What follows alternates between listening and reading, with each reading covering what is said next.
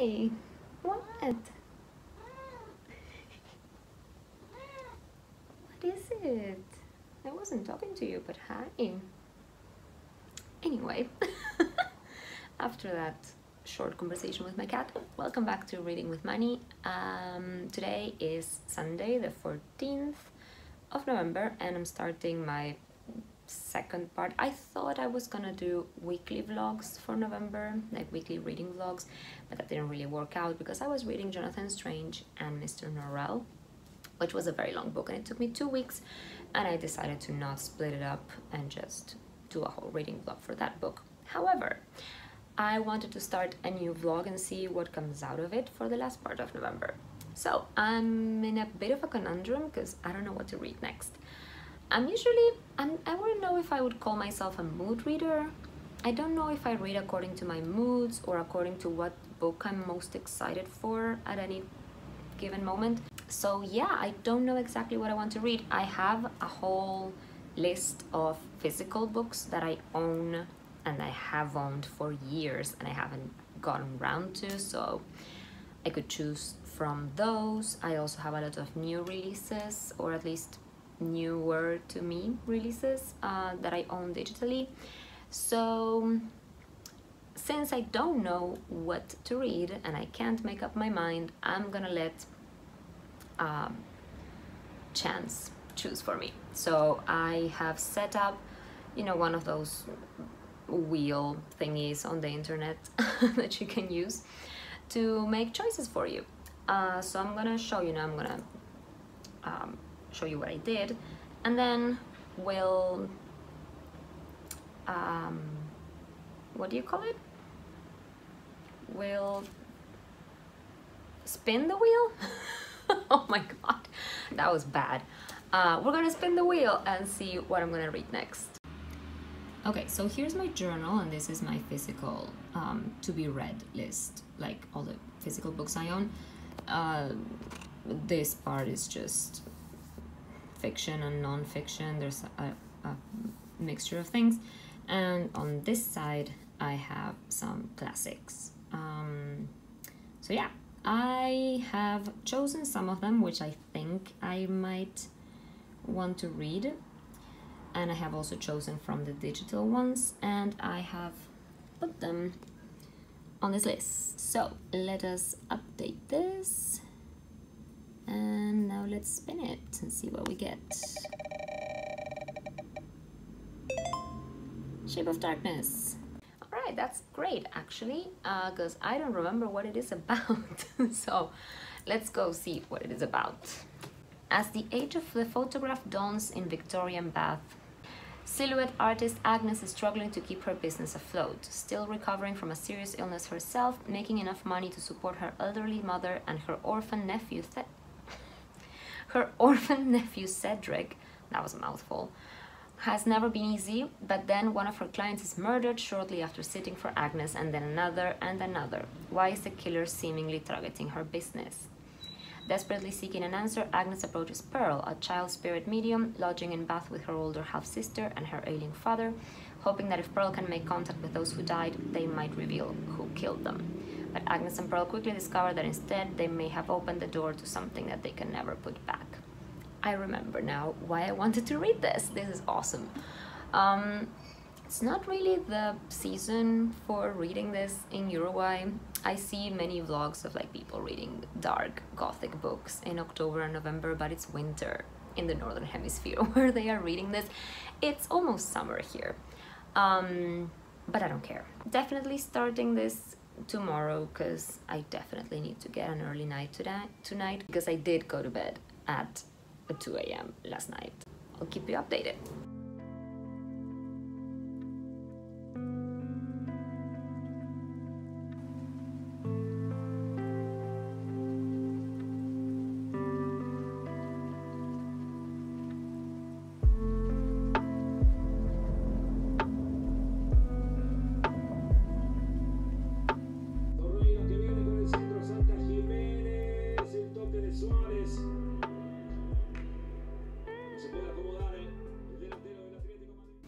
Hi, today is Tuesday. Oops, I'm rotating. Hi, today is Tuesday and I started reading The Shape of Darkness last night actually, and I'm loving it so far.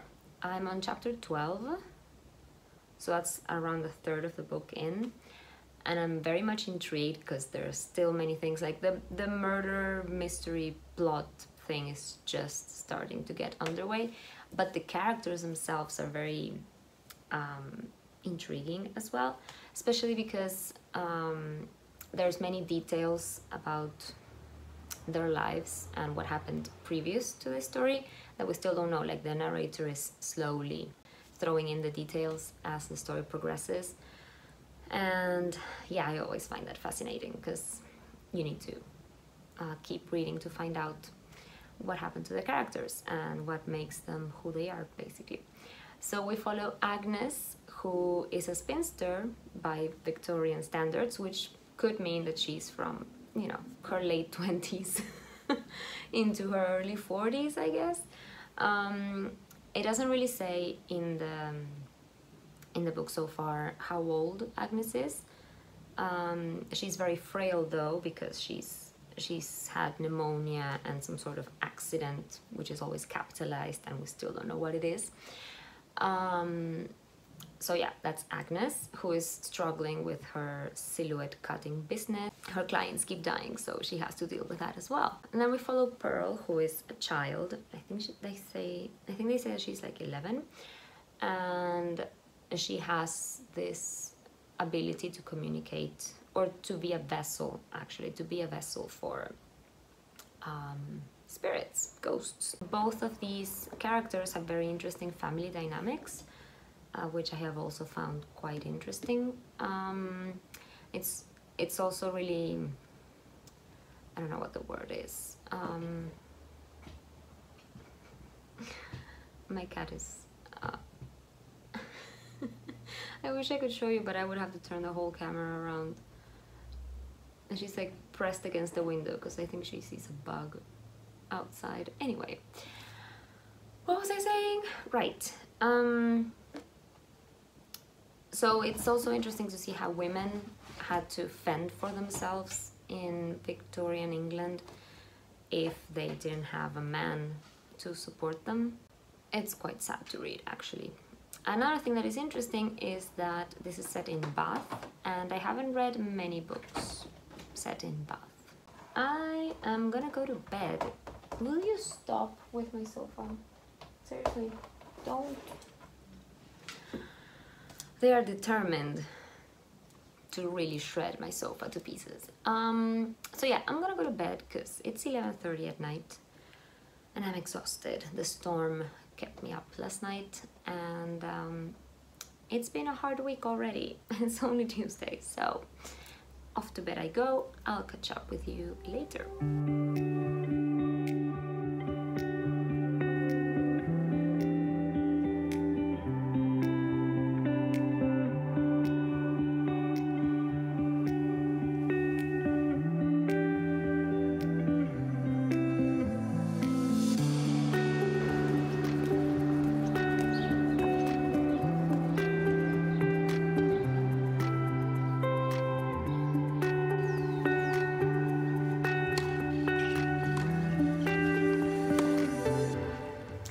Well, hello. I don't really know when I last checked in. It was a pretty hectic week for me. Today is Sunday, by the way, Sunday night, so tomorrow another hectic week begins.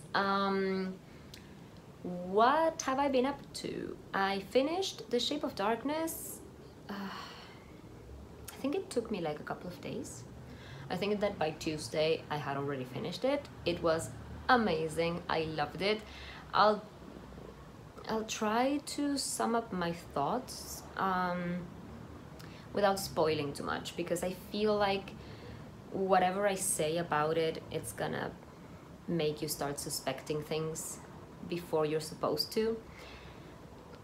So I'm not gonna. So safe topics.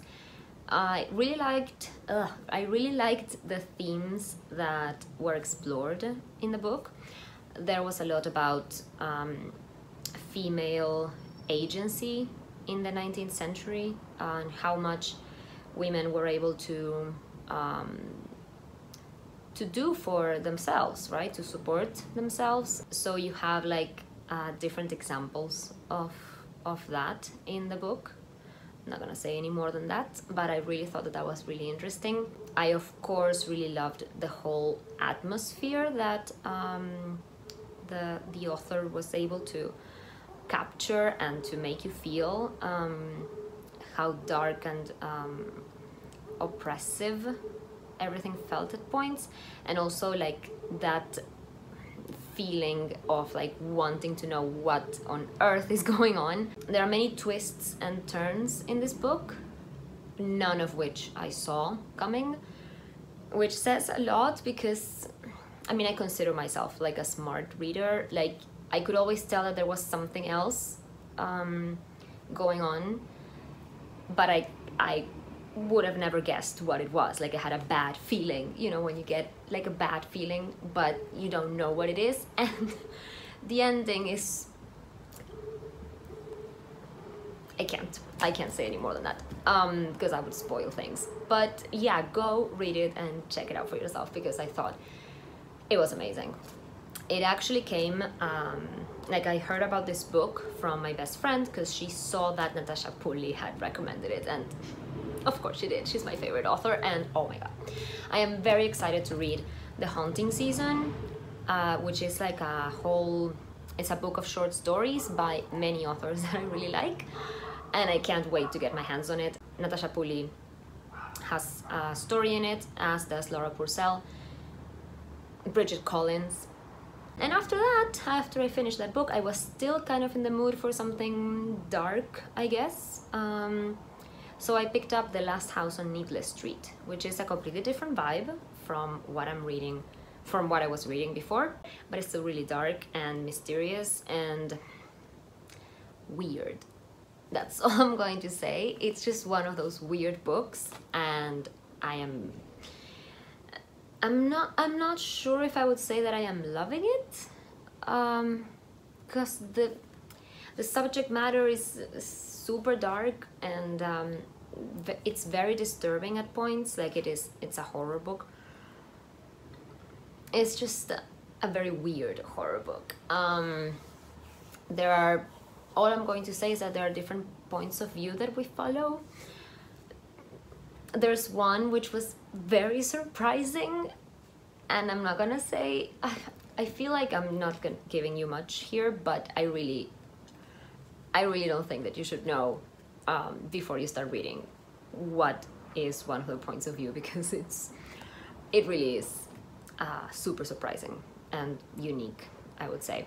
I am almost halfway through that book. Like I said, I've been really busy this week. End of the year usually is for me as a teacher, so I hope I can finish this in a few days, and I have no idea what I'll read after that. But like I said before, I am very close to hitting my 45 book goal in the year. I think like if I keep this pace up, I might be able to reach 50, but we will see. I am also doing this for my best friend. By the time this video goes up, she will have received it already. I am embroidering, I don't know if you can see it actually there. Well, I'll do a close-up later. It's a quote from The Starless Sea, which says, "We are all stardust and stories." I just have the last word to embroider, so that's what I'm gonna do now. Well, I did it. I finished. Oh my god, I don't think you will ever see the gold thingies. Maybe there. Anyway, oh boy, the lighting is so difficult. Anyway, I am no expert at this. This is in fact the first time I've ever lettered in embroidery, but it was really fun, even though I did struggle a lot with the S's in particular. This S took me 3 tries. Anyway.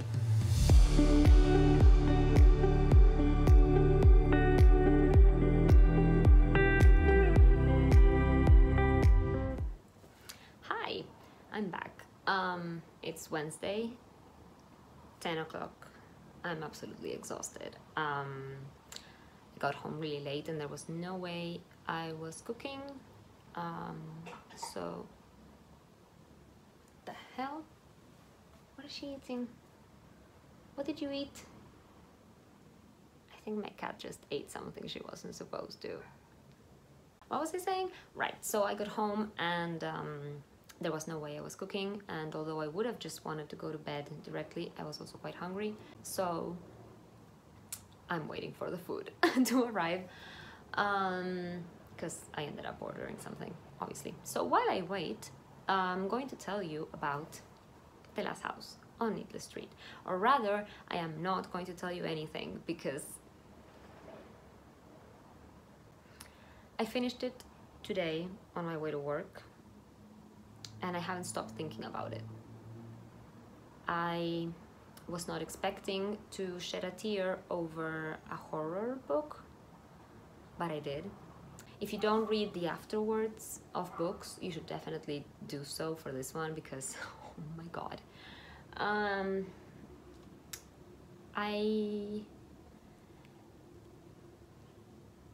The book is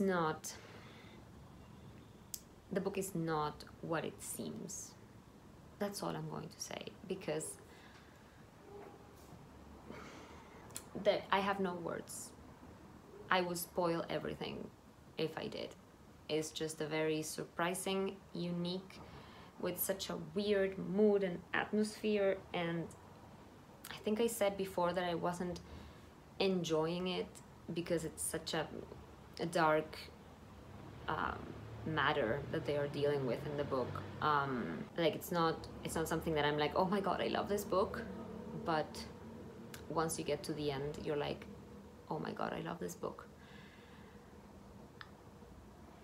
I don't know, that's all I have. No words. 5 stars. That's it. Now I have to figure out what I'm going to read for the last days of November. I think I want to read Malibu Rising, just to read something a bit lighter, I guess. I think it's lighter. I'm not actually sure. But yeah, I think I'm in the mood for something a bit shorter and lighter after the last 2 books that I read were quite dark. So anyway, I'm gonna wrap it here because my food should be arriving in a few minutes, and catch up with you later.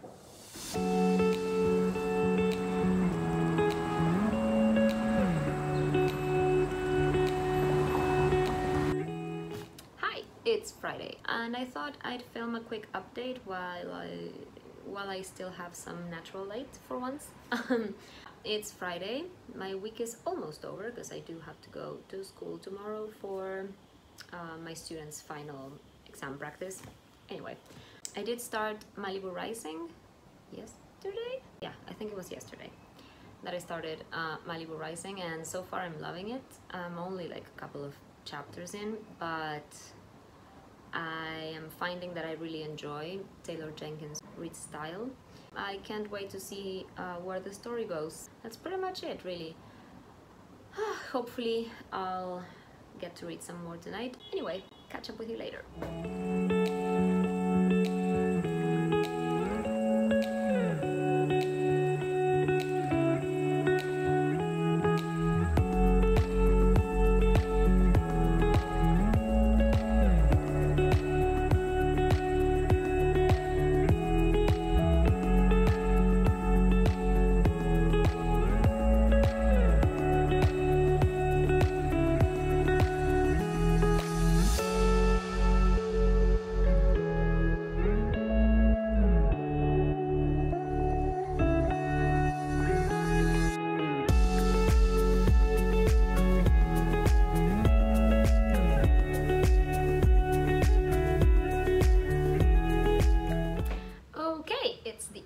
November. Today is Tuesday the 30th, and I finished my 4th book for the month. I finished Malibu Rising and I loved it. I cried.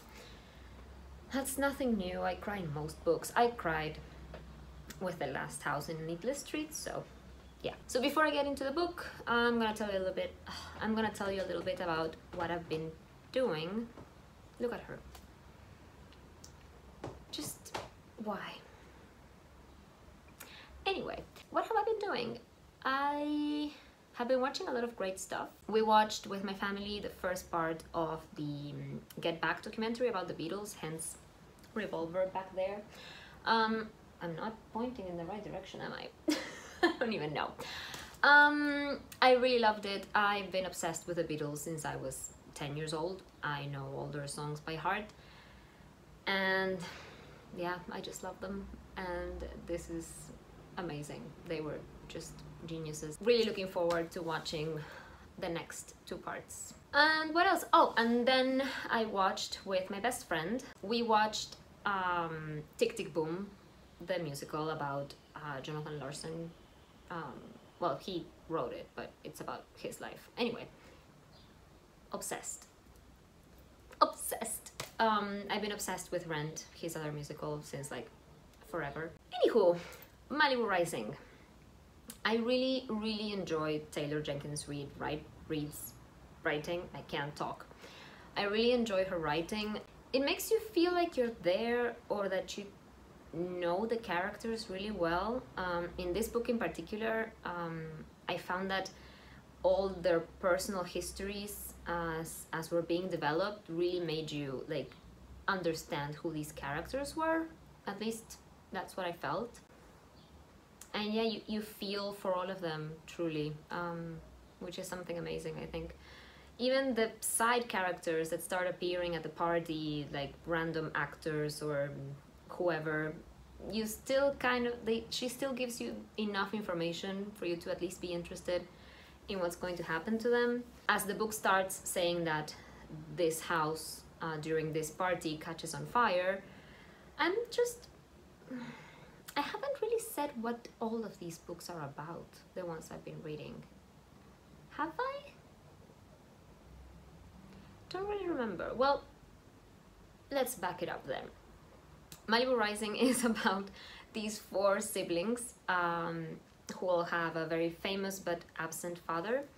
And well, every year they throw a party at the oldest sister's house in Malibu, and everyone just shows up, everyone who's anyone, basically, that kind of thing.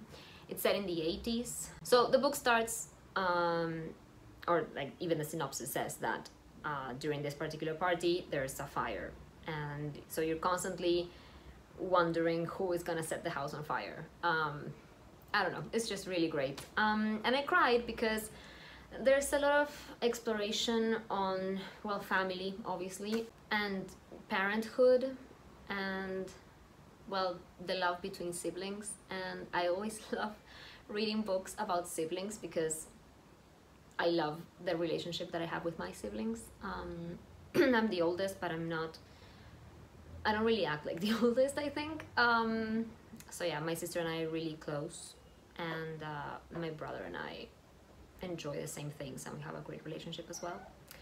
We're very similar to the sibling dynamics and relationships in this book are very intense due to their, you know, circumstances and their life experience. That hasn't happened to me, thank God.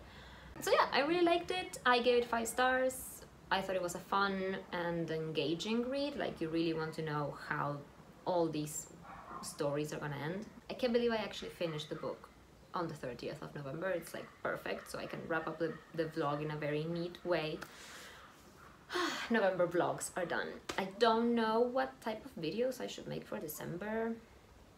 If you have any suggestions on anything you'd like me to cover or to talk about, I will be more than happy to try, at least. I just uploaded my BookTube newbie tag. If you want to go check that out, I'll link it up here. And yeah, that's pretty much it. Hope you like this video, and I will see you in the next one. Bye, happy reading!